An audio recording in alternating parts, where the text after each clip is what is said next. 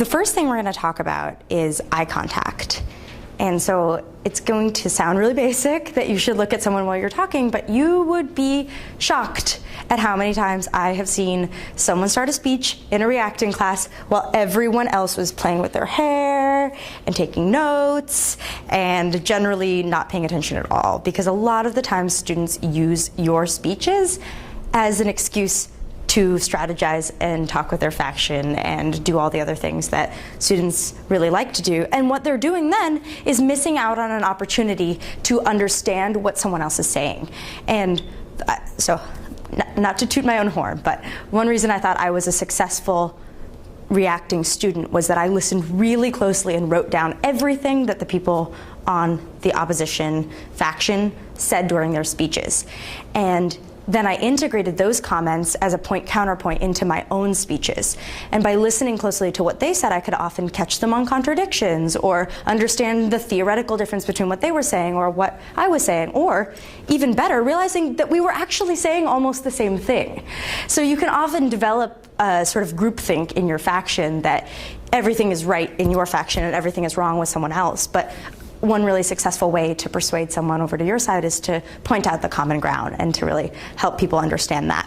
And that all starts when you establish your presence in the room. And the best way to do that is by scanning the room and making eye contact with every single person in the room before you stop speaking. And you wait and you say to that group, I'm not, with your eyes and with your presence, I'm not going to talk if you're not going to listen.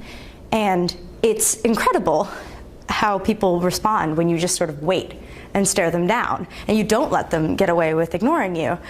And the other thing this does, which can be really helpful, is it allows you some time to collect your thoughts. So you don't start your speech with, well, the first thing that we wanted to talk about, so you can start strong.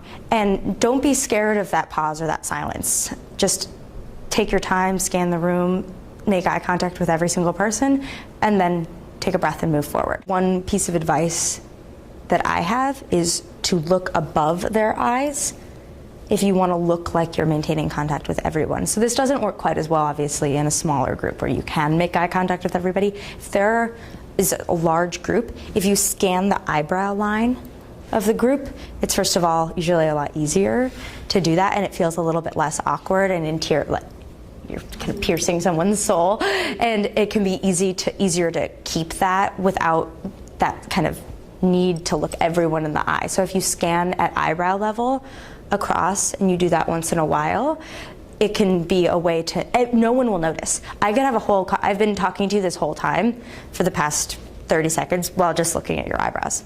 Did you notice?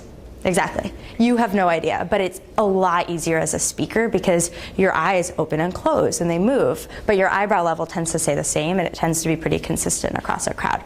So that's one tip that I would have in that situation. Or, you can just it's okay to give a fake scan of an audience that big. They won't know. But just to constantly be shifting where you're projecting your attention to make sure that the audience is always feeling like you're giving them proper due makes a big difference, I think, as a listener or an audience member.